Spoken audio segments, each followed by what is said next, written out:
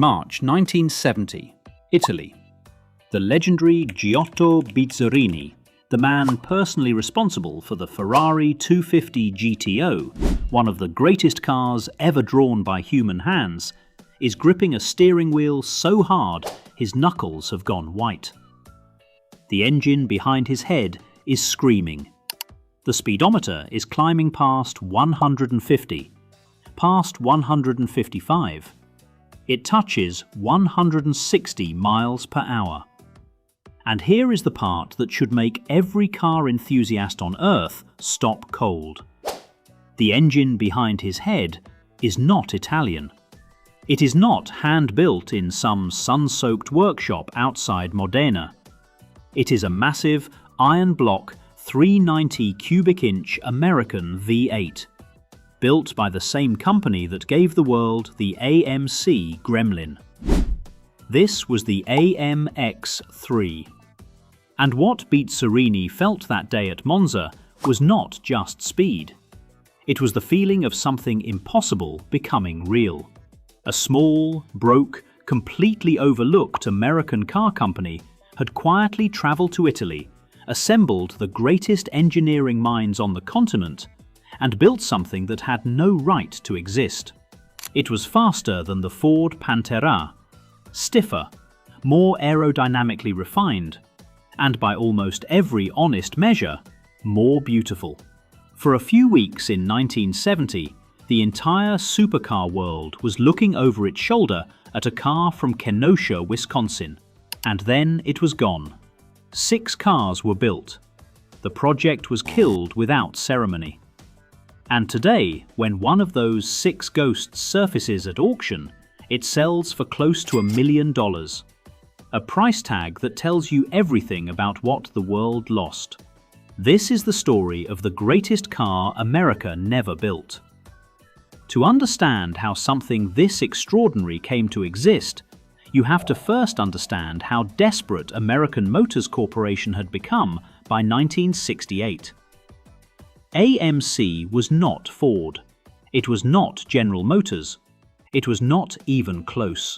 While Ford was selling Mustangs by the millions, and GM was untouchable at the top of the market, AMC was surviving on the margins. They made practical, affordable, sensible cars. And that was precisely the problem. Nobody dreamed about an AMC. Nobody pinned one to their bedroom wall. They were the brand you bought when nothing else fit the budget. Dick Teague, AMC's chief of design, understood this better than anyone. And he knew that no amount of clever marketing or modest upgrades was going to fix it. The only thing that could truly change AMC's image was a car so shocking, so completely unexpected, that it forced the world to look twice.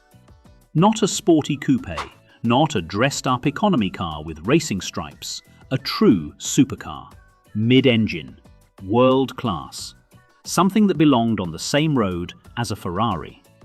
The problem was brutal and simple. AMC had never built anything remotely like this.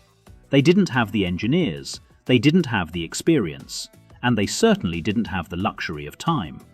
So Dick Teague did something that no American automaker had ever seriously attempted. He picked up the phone and called Italy. What happened next reads like something from a film. AMC didn't hire a single consultant or bring in one outside engineer. They assembled what can only be described as the most unlikely supercar dream team in automotive history. Giampaolo Dallara, the engineer who had designed the chassis of the Lamborghini Miura, the car that had single-handedly redefined what a road car could be, was brought in to build the AMX3's bones. And Giotto Bizzarrini, the man behind the 250 GTO, the car that Ferrari purists still consider the greatest road car ever made, was handed the responsibility of making it handle. Let that sink in. AMC, Kenosha, Wisconsin, working alongside the 2 men most responsible for the golden age of Italian performance engineering. The engine at the heart of it all was a 340 horsepower AMC V8, heavy by European standards, unmistakably American. But Bizzarrini didn't see a compromise. He saw torque, the kind of low, wide, effortless pulling power that European engines of that era simply couldn't match. He built the entire car around it. Then the problems started arriving. Unlike the Ford Pantera, which could source its 5-speed gearbox from ZF, one of the most established drivetrain suppliers in the world, AMC had no such option. Ford was not about to sell components to a competitor trying to embarrass them. So AMC commissioned a completely bespoke 5-speed transaxle from a small Italian specialist called Ottio Mellara. It was a stunning piece of mechanical engineering, one of a kind, designed specifically for this car and no other. It was also the first sign that this project was building on a foundation that had no margin for error. Because that custom gearbox cost more to produce than most complete family cars sold for on the showroom floor. Every single one. By the spring of 1970, the first prototypes were ready, and the team took them to the place where machines either prove themselves or fall apart under pressure. Monza. The target was 150 miles per hour, a number that would have embarrassed the competition and validated everything AMC had promised. The AMX3 hit 160, but raw speed was almost beside the point. What Bizzarrini kept coming back to, what he told anyone who would listen, was the stability. At 160 miles per hour, the car felt composed in a way that cars twice its price did not. No nervous shimmy, no floating sensation at the front end. It was completely planted, completely predictable, and completely ruthless. The European automotive press got word of the test results, and the reaction was not dismissal. It was something much closer to alarm. An American company, not Ferrari, not Lamborghini, not Porsche, had arrived on European soil with a car that could genuinely compete.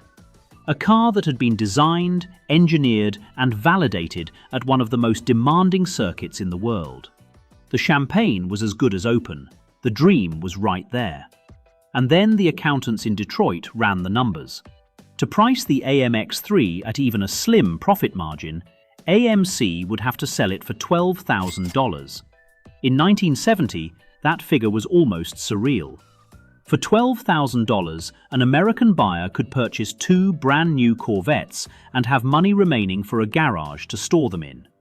The idea of spending that on an AMC, no matter how extraordinary, was nearly impossible to sell to the public, let alone to dealerships. And then the regulations arrived to finish the job. New federal safety standards were coming into force, including the 5-mile-per-hour impact bumper requirement.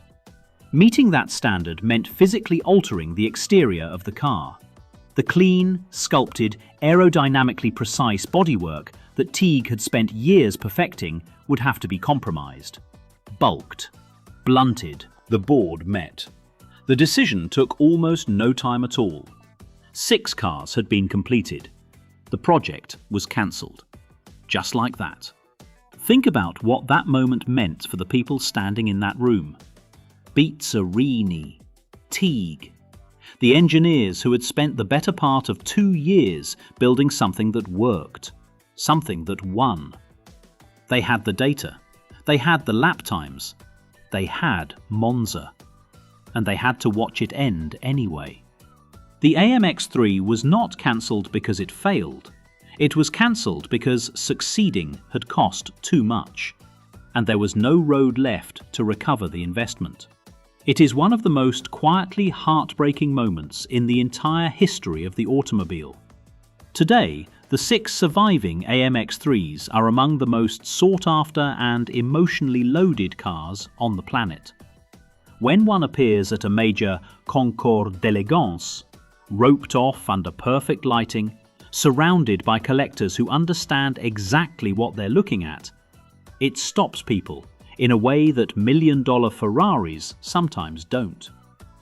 Because it carries something that most rare cars don't. It carries the weight of what could have been. If the money had held. If the regulations had arrived 2 years later. if one board member had voted differently? Would AMC have survived? Would we be saying that name today in the same sentence as Porsche? Would there be an AMC dealership somewhere in your city, selling the spiritual descendant of a car that once made Bizzarrini smile at 160 miles per hour? Nobody can answer that. And maybe that's exactly why this story refuses to go away. For a few extraordinary weeks in 1970, a small company with almost nothing to its name built something so far ahead of its time that the most powerful automakers in the world genuinely felt threatened. They didn't win, but they were right. And sometimes being right is the most haunting thing of all.